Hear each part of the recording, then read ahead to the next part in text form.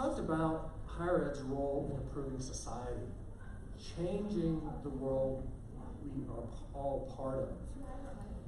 So I think that is really what I have seen firsthand as a first-generation college graduate. The second in my family, my brother being the first. Seeing the power of higher education elevating not only the family, but that notion. We talked about a fellow Rotarian in the audience. You know, that's what it's all about, making your community stronger. And if that community is Pocatello, if it is Twin Falls, if it is Idaho Falls, it's Meridian, it's the state, it's the Northwest, it's the United States. We are all part of multiple communities. And the opportunity to have a major and significant impact in creating a brighter future for the students we serve. The other thing that I'd like to share about this opportunity is it's really, Idaho State is the right place. I'm not out looking for a job, I'm looking for some place where I can have an impact. Incredibly inspired by what's already transpired here. The Restore the Eye initiative, the investment by community and multiple colleges and schools. You're doing so much right. I feel that this energy at this university, we're at the starting line. We're getting ready to hit the gas pedal, go down the straightaway, and I look forward to partnering with each of you here today and the students also with us in the audience as well. It's the right time. Opportunity. This is an opportunity to build, not change for change itself, but to build upon what has been successful here, to look for new opportunities, but doing it together. And the right role. What sold me on Idaho State University is the way the position was actually advertised. Chief Aspiration Officer. That is really what it's all about.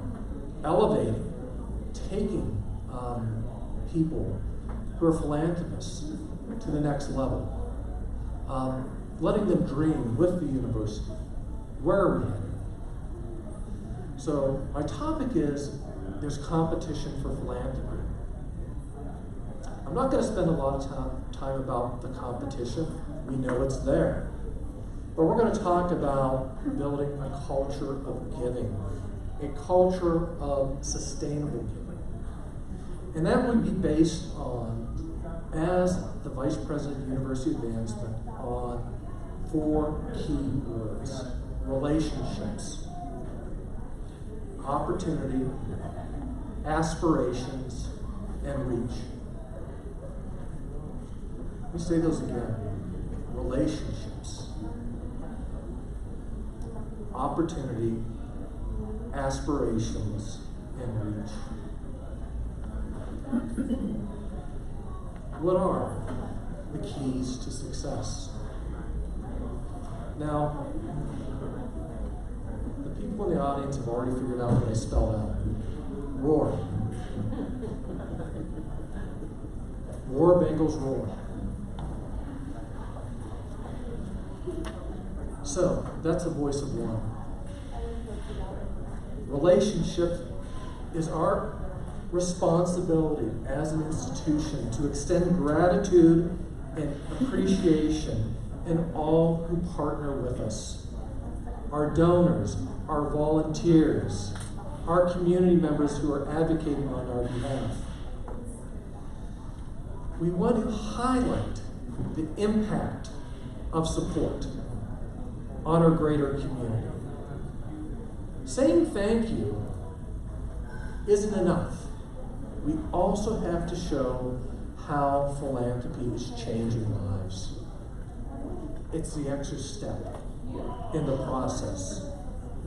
Relationships. Relationships start internally. Idaho State University, our faculty, students, and their parents and their family members. It's why we're here. What our faculty achieves through research, through engagement opportunities with students, elevates us all as a whole. Our staff, and our donors. That's our internal relationships. Remember, one of my key roles in life and working in fundraising for many years is that fundraising is a team sport. It's not about me. It's not about the vice president. It's about the people in this room, the people that we serve. Relationships. Community are part of the relationships. I truly believe higher education has a responsibility to strengthen the fabric of the communities that we are part of. Communities give us purpose. And think of that reach again. If it's here locally in Pocatello, at our 4 locations, throughout the state, throughout the Northwest, across the nation. They are our communities. We are making a difference in lives. Those communities oftentimes think about the support of education also. My career has been based upon working with some very generous alumni, but also with community partners who have an utmost faith in the mission of higher education. Working with the Community Foundation that provides 20% of the tuition for every student who walks through the doors through one of our regional campuses. That's meaningful impact. That will outlive my service as the development officer that worked with that foundation. Our business partners, the relationships we have here. I had a wow moment. Doing my research at Idaho State University, the career outreach program that you have is incredible, truly incredible. The investment that has been made to support those partnerships and making sure our students, when they graduate, have a pathway for professional success. Incredible. We have an obligation with our business partners to listen to their needs. Again, what higher education does is a partnership. It is based on relationships. Listening to needs helped me play a very small role. I give all the credit to the academic leadership, the dean, the assistant dean, and the faculty that created a new degree at Kent State. My small role was securing a gift that ensured the first students who enrolled in that program had scholarship access, but then also had a pathway to long-term careers in the insurance industry. In Ohio, we're the 4th leading producer of insurance from the corporate side. 216 companies are domiciled there. Their problem was too many people were getting ready to retire. And I was proud to be part of the Kent State solution to that scenario. And I look forward to creating similar opportunities here at Idaho State University. Opportunity. What is the opportunity? We are here. We are living it. Learning and discovery. The students here are here to dream. What can they achieve beyond the time they will be spent here with us? Aspiring to their next step in life. Learning and discovery, it's symbiotic. It's students, faculty, business, and community. Everyone has a role in that, but it does start with students and faculty. Access to opportunity. Every student graduating from an Idaho public school or private school should not ask, can I afford higher education? That is a failure of society as a whole, to say cost prevents me. Again, education is the fabric of community. It solves problems. It allows us to have a significant impact on the areas we serve. As the Vice President of University Advancement, and I do love the term university advancement, I am part of the Division of Institutional Advancement. Institution and university communicate two different things. One is institutional, one is community. And I do believe access to opportunity as Vice President, that is one of the key missions. Every student that wants to go and pursue higher education, my goal would be to ensure they can find a place at Idaho State University. Leadership in the health sciences. What noble effort. The whole national dialogue on healthcare. The fact that you're serving 50,000 Idahoans with clinics. This institution is solving problems now. The opportunities to elevate, to serve more. Community engagement and impact.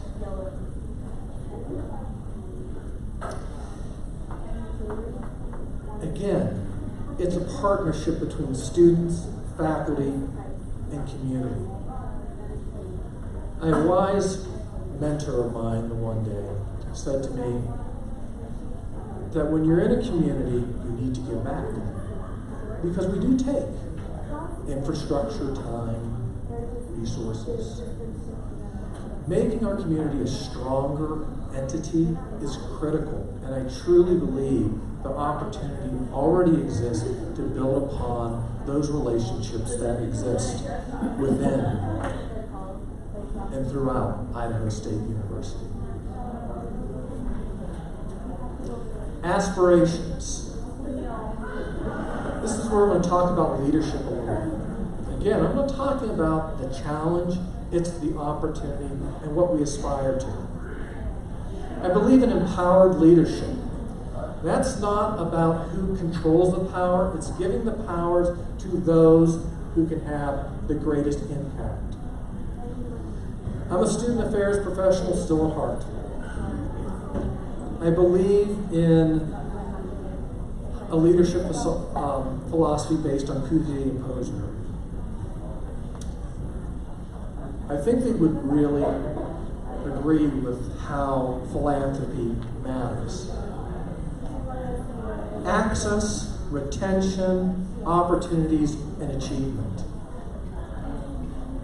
Discovery, innovation, community, and the fact that this institution has a great track record of partnering with industry partners already.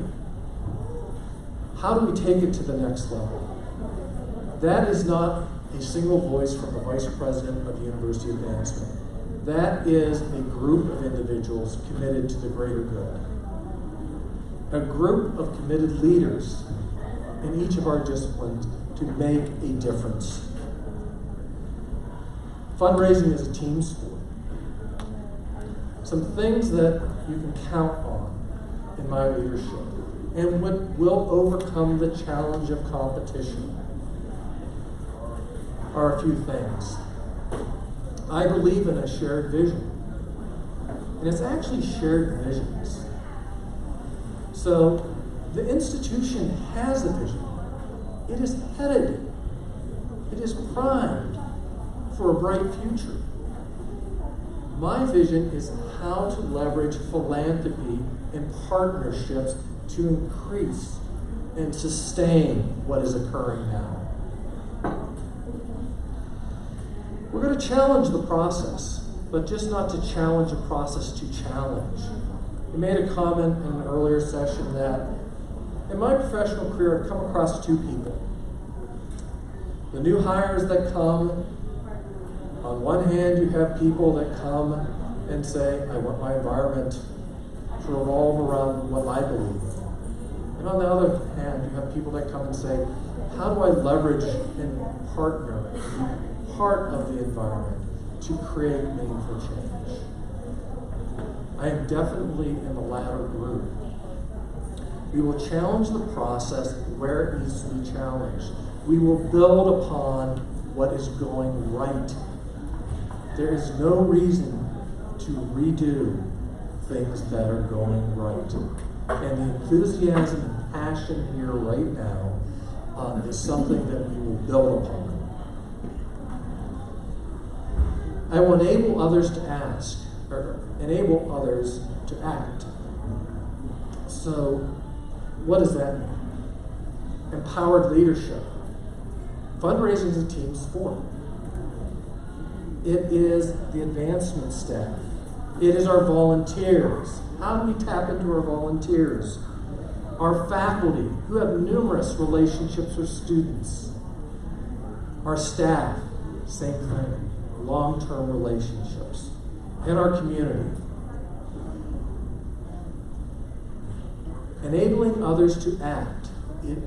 I will never criticize for doing something. It is better than doing nothing. Acting and moving forward and being excited and passionate are critical to the future of Idaho State University. And then we have to encourage from the heart. There's got to be bumps, but we're going to pick each other up, dust each other off, and go back to it.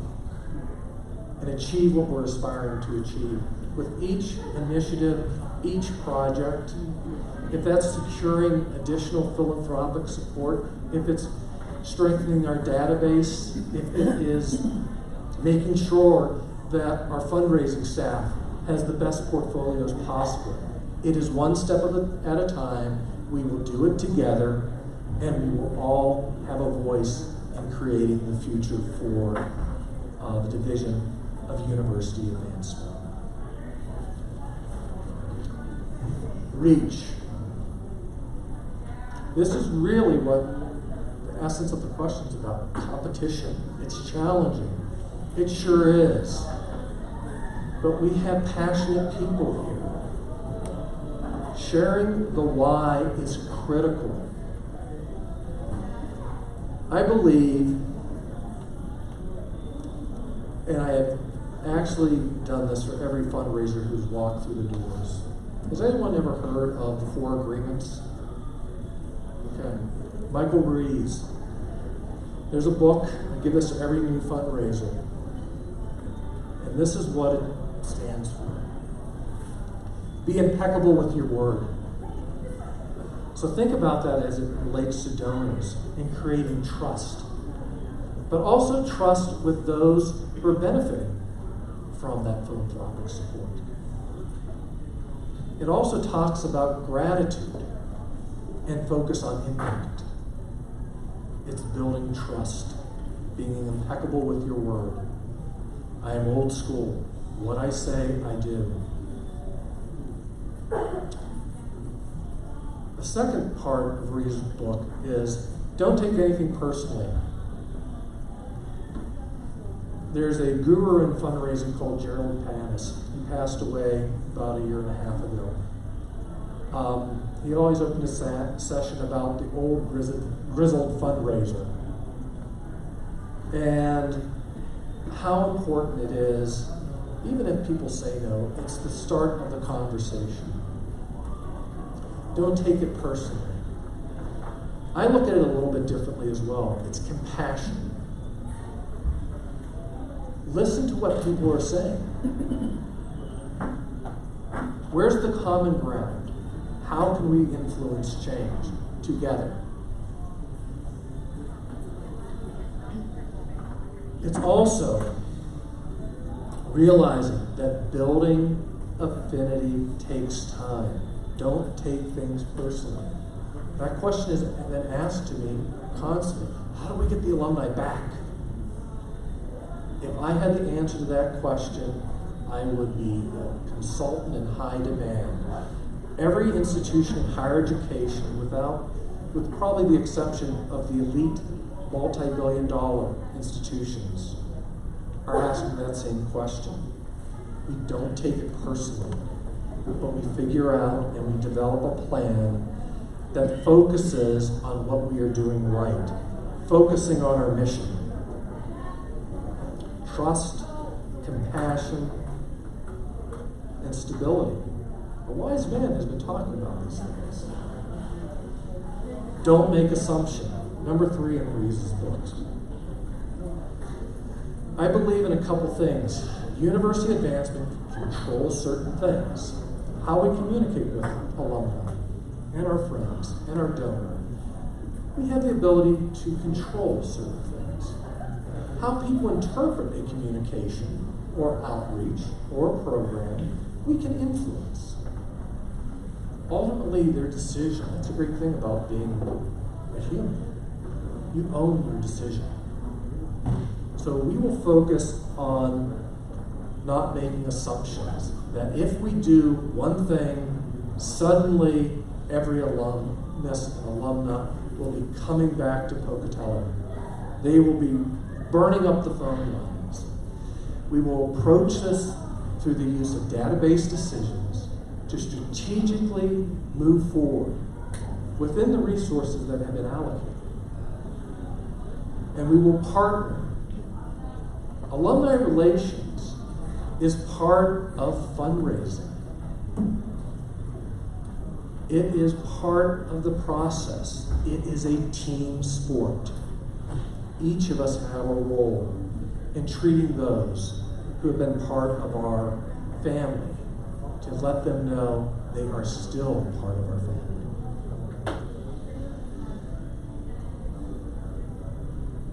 And about stability also.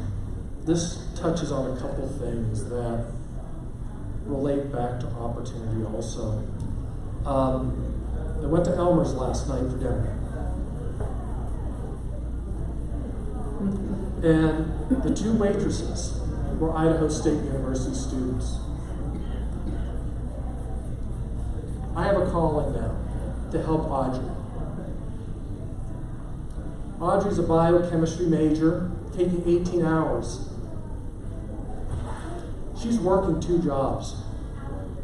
One is a phlebotomist in a phlebotomist's office. The second at Elmer's as a waitress. She talked about the heart of this institution, stability. I've heard great things about the faculty, the staff, the impact. I want to be part of that. But I have a calling. When I asked Audrey what would make her life better, it's the barrier of cost. Her stay will be extended because of resources. The other waitress did a great job, and I want to talk about compassion. An elderly gentleman who was probably, she actually said, "You're my last table." But this was his social interaction. And this is what an Idaho State University student did.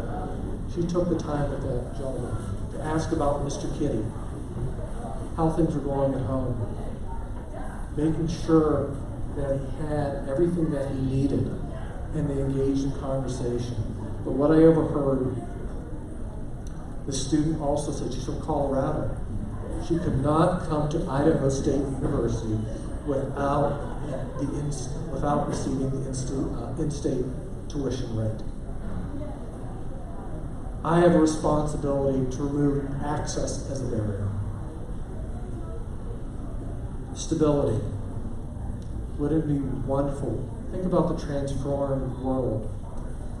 When faculty know the resources are there to embark on groundbreaking research without having to write a grant every year or every other year. Students who know that there is a light at the end of the tunnel. They will not walk out with substantial debt. The final piece of Ruiz's book talks about always doing your best. That is my promise. I know I'll be wrong at times. Sometimes I'll be right, but we'll do it together. We'll land where we need to. Always doing your best talks about hope. You set goals not to be just getting by. You set goals and always doing your best because you aspire for something greater. I had the opportunity to work on probably the best program I've ever generated philanthropic dollars for in my life. We've had businesses support it, we've had individuals, we've had friends, but it boils down to one piece. Young people that the community would lose because they do not have the structure within their family or their network to succeed. Been working with this program now for 7 years. We've raised a little bit more than $2 million for it. We're not there yet. I got to endow it. I have to partner because I want it to live beyond my tenure. But ultimately, this was the voice of community. How do we help and outreach? The first group of students that are part of our Rising Scholars program at our Salem and East Liverpool campuses, it's called Rural Scholars. We're in rural Appalachia, Ohio, county of 100,000 people. And truly, to watch a young lady who on her 7th grade assessment said, I aspire to be a truck driver. Or, I might like to do something with math. That young lady enrolled at Kent State University and I was on trajectory to be a pre-med major. We invested with community a 7-year partnership. This young lady's father came up to the dean and said, without this program, I don't know how we would have done it. She has it. I know she's going to be terrific in wherever she heads, but I can't do it without Kent State. Idaho State's having that same impact now. And I look forward to be part of that community. Now, I warned you at the start of this conversation that I'm a student affairs person. And President Satterley talked about us all being leaders last year, right?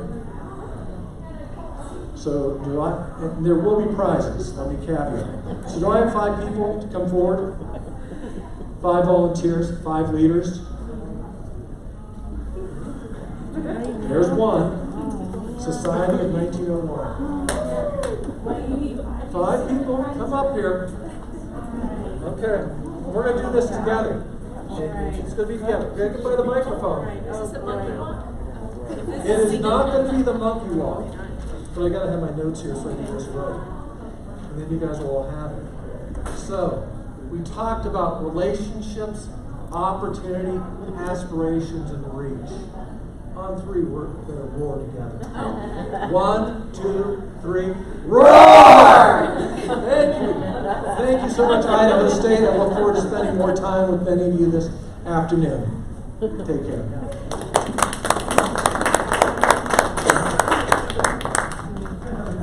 We've got about 15 minutes for questions or so. If anyone would like to ask a question, jump up to the mic. Oh, look, it's Stinky.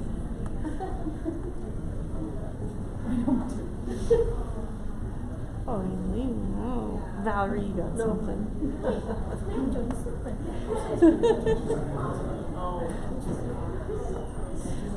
I'll ask a question. Look at that. You probably, can you hear me? Do I need to stand in front? Okay, Deb Green, Director of Scholarships, so welcome, Matt. So you talk a lot about fundraising. What would be one of the first new initiatives you do? I know you've increased fundraising quite a bit at Kent State. What would be kind of the first thing you'd implement here? I think we have to think strategically long term, but then we have to also implement short term. That's the great thing about being in university advancement. You have to meet the need now while also planning for the future. So to that point, I think the opportunity is, and I have not seen this deviate from any institution of higher learning, scholarships, but being strategic in scholarships. So providing access, providing opportunities that are linked to retention. So that could be engagement, that could be student research. So I want to engage in a conversation because I want to hear what are the greatest needs right now. Alumni love giving to scholarships. It remains the #1 passion point. But I think we can be strategic in making sure that our advancement officers, in partnership with our deans and our faculty, we are ensuring that we are providing and developing scholarship initiatives that will meet the greatest need of our students. But I think starting with access, engagement, retention, and we have to sprinkle in some opportunities also for high achieving students as well, merit as well. That's a conversation. I want to utilize your data in conversations with the deans and the provosts and the presidents to say, where are we going to land?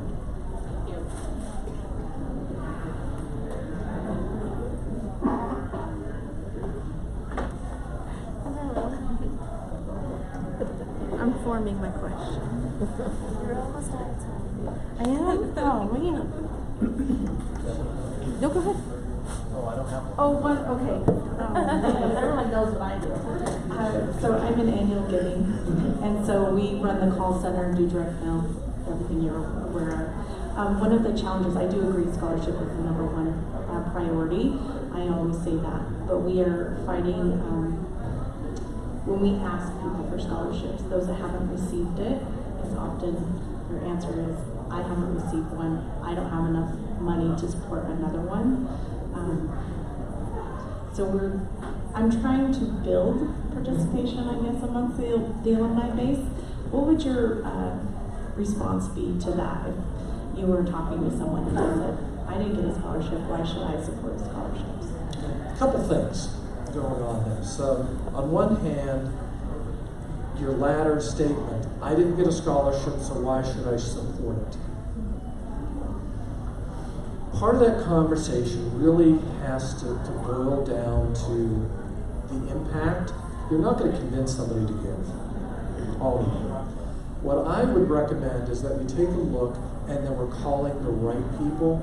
There was a study that was done, and I'm a nerd, I admit it. I love data, and I love reading trends in higher education philanthropy. They found that at 52 of the 52 different institutions of higher learning, that individuals that received merit scholarships were less likely to give than students who worked on campus. You have to have the story. So think about calling former student workers. We're building scholarships so students don't have to work as much. Students like Audrey, working 2 jobs. You were there.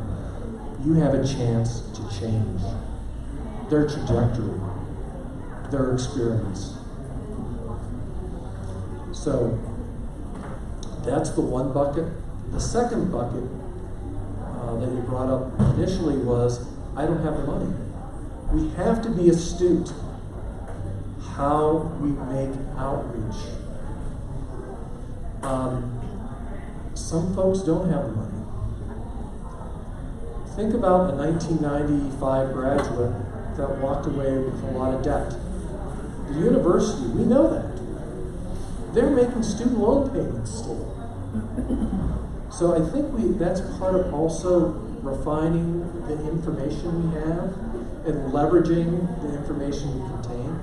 Now that doesn't mean that person won't give at some point, but we have to acknowledge where they are at in their lives. People make decisions about philanthropy really on 3 basic questions. First, to the degree that I'm able, am I able to take care of those who are most dear to me? Family. 2, and this is a scary thing now. When you talk about healthcare, what's that going to cost in the future? do I have enough money to live into retirement comfortably at the level I'm on? 3, that's the conversation on philanthropy. So those are really some of the things that utilizing information, technology, and data can help your team feel more successful and be more successful. It's calling the right people at the right time. But think about that alum that says, I don't have the money. We're just calling to check in. How are you doing? We want to know where you're working. All that information helps the university long term, and it shows an institution with heart that cares.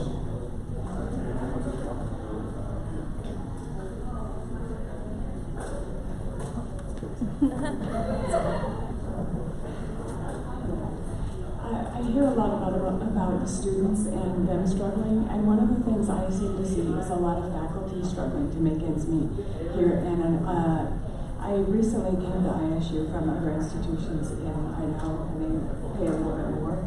And what I see is that there's an inability to retain talent or attract talent to keep here at ISU. I know that wouldn't be directly under you, but I think it affects the overall picture of where our money is going. If there's a hole in the bucket and you have to keep filling it, that costs a lot of money.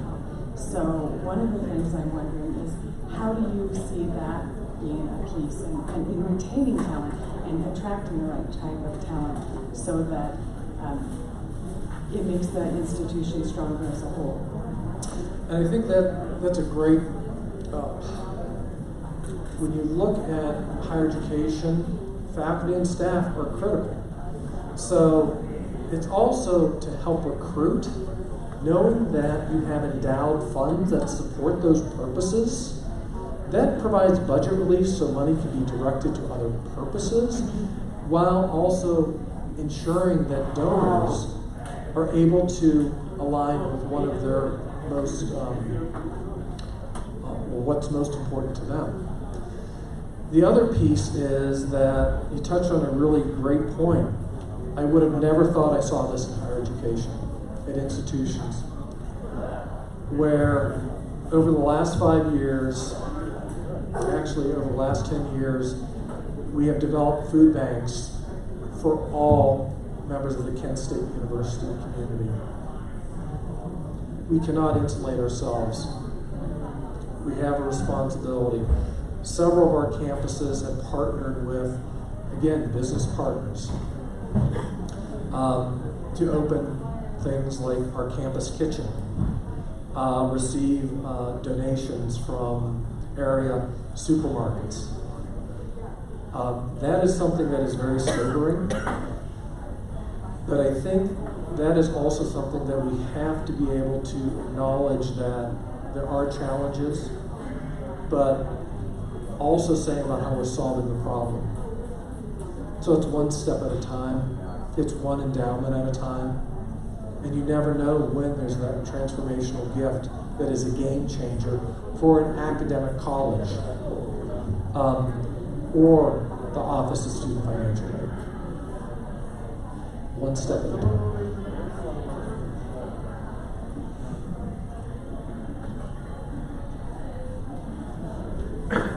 Okay, if there aren't any other questions, we do have cookies and punch in the back, but please take a few minutes.